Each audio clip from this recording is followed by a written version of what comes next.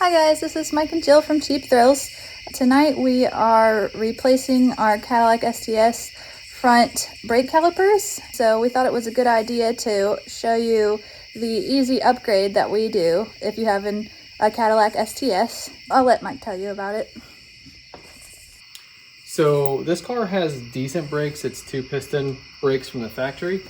But you can see this is a pretty handy upgrade, and the only thing you need to do it that's not just buying out of the parts box is 2 washers. This is all you need. There's no adapters, no anything. So this is a factory caliper off of the first gen ctsv, so 04 to 07, something like that. And then down here they're dirty because we've actually raced with these rotors. This is a set of rotors from a Ford Mustang GT500.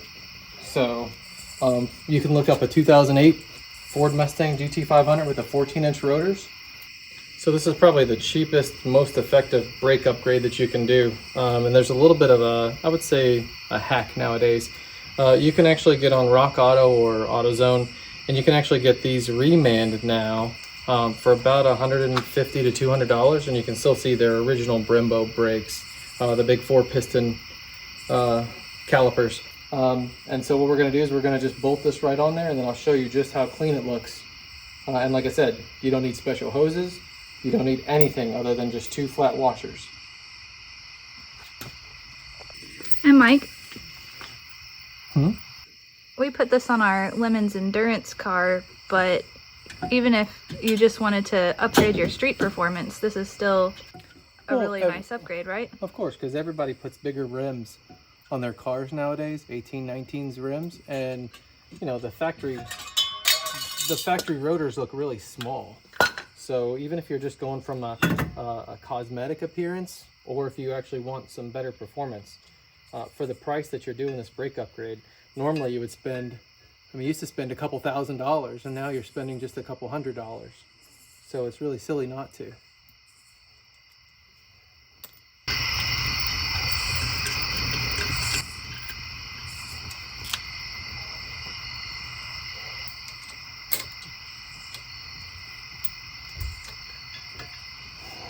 Alright.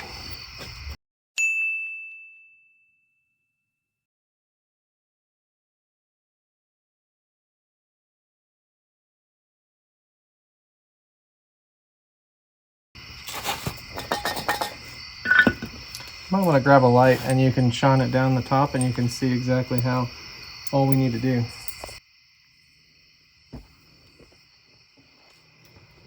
I'm going to show you just how easy this is as a bolt on. So we're going to slide this caliper on over.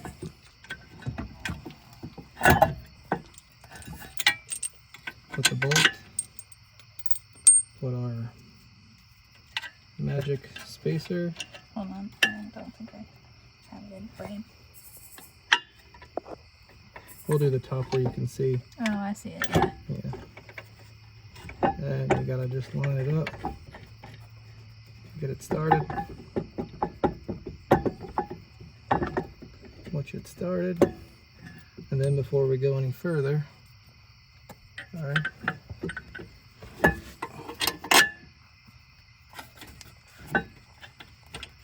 Once again, you can put the washer, don't drop it like I did.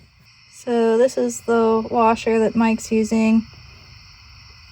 Just a plain old flat washer. Yeah, flat washer, probably a little less than 1/8 of an inch. Yeah, in that range. And it really doesn't, at that point, you know, this makes it perfectly centered. If it's a 30/2 of an inch one way or the other, it's not going to matter. So then you just put the washer on the bolt, and then I just move the caliper to it. Slide it off a little. That's it. So then what you do is you just, we'll hand tighten it so you can see just exactly how nice and centered it is. Well, I mean, like I said, the nice thing is there's just absolutely no adapters. It bolts right to the knuckle and everything.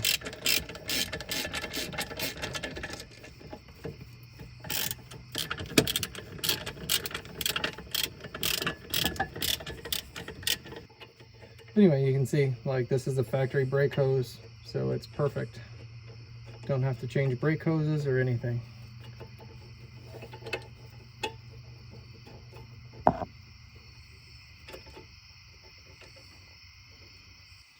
So anytime you're working on the brakes and the rotor wants to fall all over the place, it's just a quick little tip to just take your lug nut. You don't have to get it super tight, but just anything to hold it steady. And then she can go in there and show you exactly the spacing on just how perfect that matches up. You can see that's, I mean, because you can look down there and see how well centered it is. You can see there's no clearance issues or anything.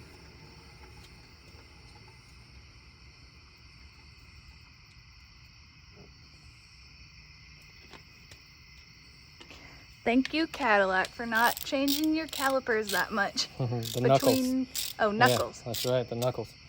But we reluctantly have to have Ford parts on it. Oh, well, yeah. But it's a Shelby, so is it really a Ford? Yeah, I guess. So Mike already mentioned it, but it's, I think, did you say, like, I don't know the range, but you can look up 2005 to 2012, or is it 2008? I don't know exactly when the Mustang GT 500 first came out, but I always just look up a 2008. So whatever that gen is. Yeah, the generation of a 2008 Ford Mustang GT 500. That's what rotors we use. Yep. They're obviously the same bolt circle. So. Exactly. 5x1 14.3, 14-inch rotors. This is a Cadillac STS first. So basically first gen GT 500 rotor and a first gen Cadillac ctsv caliper. The first gen Mustang GT 500 has the exact same caliper with the exception that it bolts to the knuckle. They're wider apart where it bolts. So that's why you can't just use a Mustang GT 500 caliper. You have to use the Cadillac ctsv caliper. First gen. Yep. So this is the box for the remanufactured caliper from AutoZone, and the part number right there if anyone's interested. Passenger side. And this is the driver's side. So if you're doing a this for a street performance upgrade, you might not be interested in this part, but we're doing this to head to the track. Yeah, so actually we're trying something. We've tried all different types of brake pads, and when you use them in a track, especially for an endurance purpose, the factory brake pads or anything you would buy at a regular parts store is not going to work. We've actually, before we really knew the differences in the compounds, we tried that and they lasted like a couple hours. So we've been trying a bunch of different brake pads, so this is kind of exciting for us because we can't get more than about 8 hours without having to change them for the next day. Everybody says these brake pads last 5 times longer, like they should put that on the box, 5 times longer than any other brake pad. Do I believe it? Not really. So it'd be interesting to see, is that true or not true? So these are EBC SR11s. They're new from them. I don't remember exactly what we paid. They're pretty expensive, 260? Yeah, 260. Yeah, $260. Basically, we're trying to find the cross section between price and performance of the pad.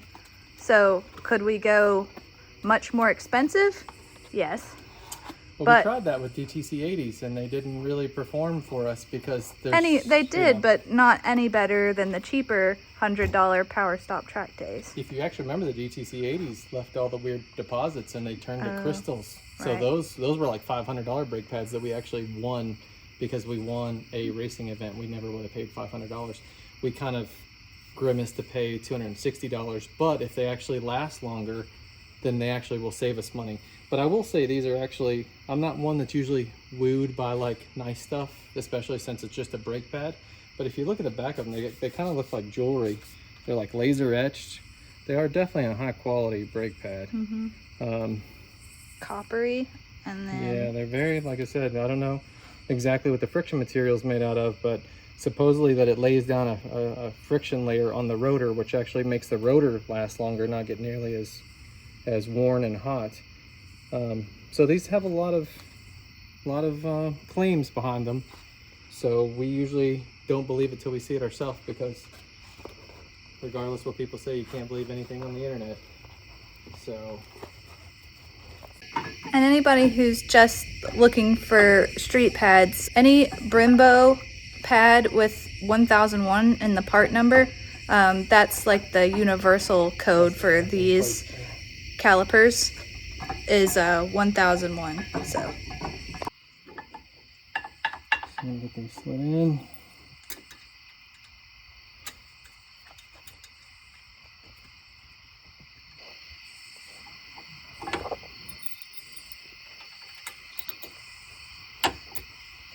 This is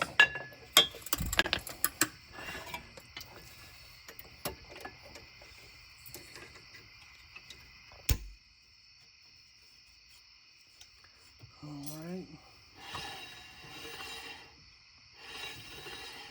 Beautiful.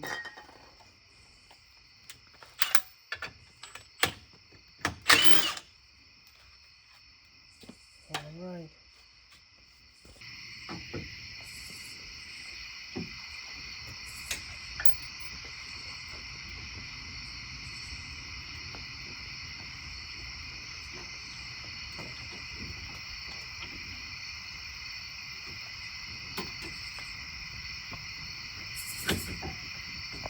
well, actually, we had a little mishap, an oopsie, if you will. I'm sure if our channel was popular enough, people would be running to the comments and saying, oh my God, look, the bleeder's on the bottom.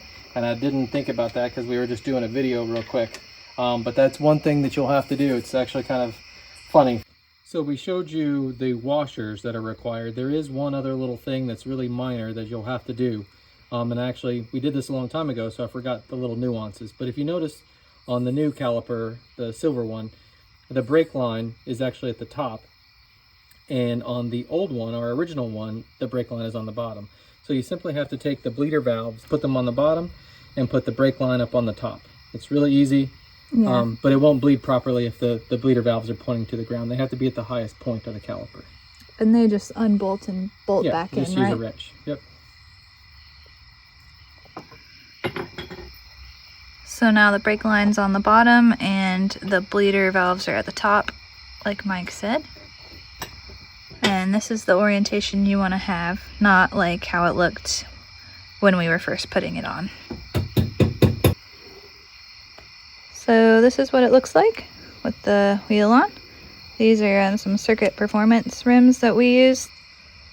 They're 18 by 10.5, and as you can see, plenty of clearance. 10.5 might be a little wide for a street car, but we have had 9.5s and they still cleared. Those were some Rotor rims we used to race with. So for your street car, you might want to do that. Pretty sweet.